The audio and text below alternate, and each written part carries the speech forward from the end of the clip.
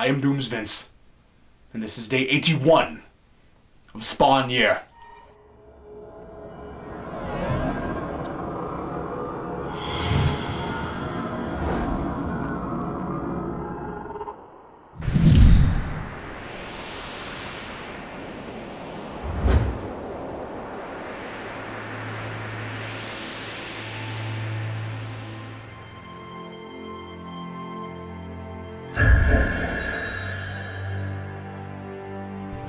Unlike the tattoos Spawn gave the abusive deadbeat dad in issue 29, which would have faded in a month had he cleaned up his act and also not been shot to death by his son Eddie, the tattoos Doomsvince gave me on day 37 have never gone away.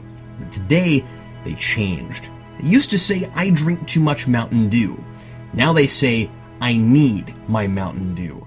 I really have to keep my guard up. It's been 9 days since Doomsvince's elaborate mind game, putting me in various locales and trying to trick me into giving up, so I'll spend eternity here and I'll never return to my life, as he claims will happen if I keep after these Spawn reviews all year long. I haven't seen much of him since I returned to the graveyard. I'm sure he's hoping to make me comfortable and complacent, so I'll be caught that much more off guard the next time he throws me a curveball. This new tattoo doesn't make me want to open that 2-liter any more than I did before, but it's a good reminder that despite the relative peace and quiet, nothing has changed. There's nowhere to run. I've been outside the graveyard now and it's nothing but abyss. There's nothing to do but continue, as always, to face this head on. I took a foolish risk 3 days ago in my frustration with these comics when I tried to take a shortcut with a 3-sentence review and I was sent back to the open grave as a warning. What if that had been the end, right there? I got lucky. I can't afford to make mistakes like those.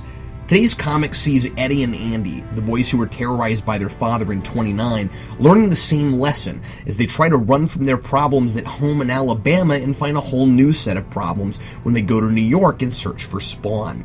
Eddie and Andy effortlessly break out of juvenile detention and somehow have enough money to get to New York. We aren't told where they got it.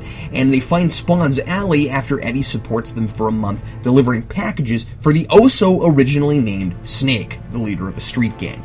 They overhear someone mention a red ghost in the alleys and they find Cagliostro, who leads them to Spawn's domain. We're told Cog already knew why they were there before they told him, and that taking them to Spawn is some sort of test. Of course it is.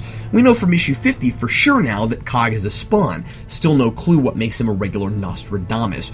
Because Spawn is the only person who ever understood or even believed the boys about what their father did to them, Andy wants to stay with Spawn, even after they take in all the dead bodies, worms, skeletons, and the rich odor that all has to produce. I'm glad Spawn doesn't snap at them and start yelling with giant multicolored words in his balloons like he usually does when his sanctuary is disturbed, but it irks me that he doesn't immediately recognize them. Sometimes I really think McFarlane wants me to hate Spawn. Once Andy reminds Spawn of who they are, Spawn assumes they ran away from their father, and after they explain that Eddie shot their dad, Spawn has the audacity to say, "You're not my problem." Eddie reams him for that, saying everything that happened was Spawn's fault for getting involved. "We didn't ask you to drive our dad nuts. We were doing just fine before you showed up." That's not true, of course. The beatings were getting more severe all the time, and as I said when I reviewed 29, it seemed like what finally happened might have been inevitable. But Eddie is a scared and conflicted 14-year-old who shot his own father. I like that he's blaming Spawn at the same time he's making questionable choices, working for a gang that's likely putting their lives in jeopardy even further. Andy looks to Spawn to protect him, clinging to a hero who helped him in the past, while Eddie is the overconfident teenage older brother who's had to look out for Andy and be responsible his whole life.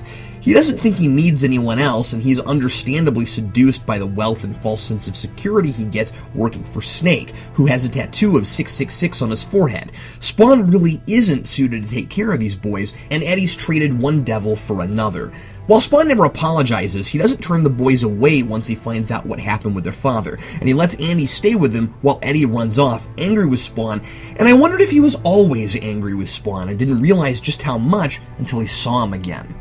After all, it was Andy who so desperately wanted to find Spawn again, and Eddie went along with it out of guilt for everything he'd done, including burning down their foster parents' house that kept his little brother in juvie. I like that Andy says that was an accident. We get the clear impression Andy thinks his big brother can do no wrong, and that in reality, Eddie is lashing out at a community that paints him as a bad guy and a liar because no one in their hometown can believe such a stand-up police officer was abusing his children.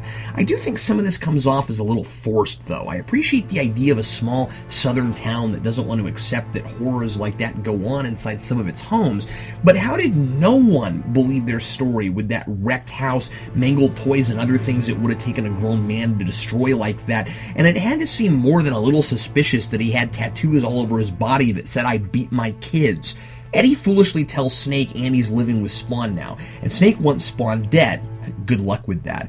For making it harder to do business on the street since he started making his presence known. Snake holds Eddie at gunpoint after following Eddie into the alley, wanting to know where Spawn is. Spawn takes out Snake's cronies, then reveals himself. In a panic, Snake starts shooting, hits Andy, and clumsily trips and impales himself on some jagged bones on Spawn's throne. Reminds me a little bit of a Smallville episode.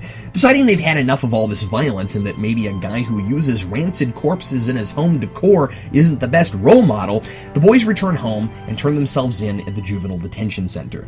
While I like this ongoing theme of Spawn facing the consequences of his past actions, and I like Eddie's overall character arc, this issue pales in comparison to 29, which was far more understated, and I felt allowed the reader to draw his own conclusions. Here, there's a clear, spelled-out message, and because of what's been happening with his costume, Spawn comes off as cold and lacking in empathy until the end when he spells out the moral of the story. But he does take some responsibility, like making sure Andy gets to a hospital for his injuries. I guess I was hoping for more of the dynamic Spawn had with them before, but he's not in mortal pain this time, so once again, he's less likable.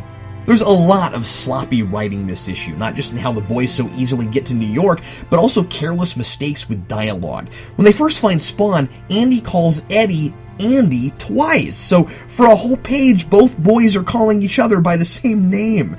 I'm conflicted on this issue because having Spawn see how he's influenced these boys' lives is a good idea, but issue 29 is a better story left open-ended without this follow-up. Signed, Captain Logan.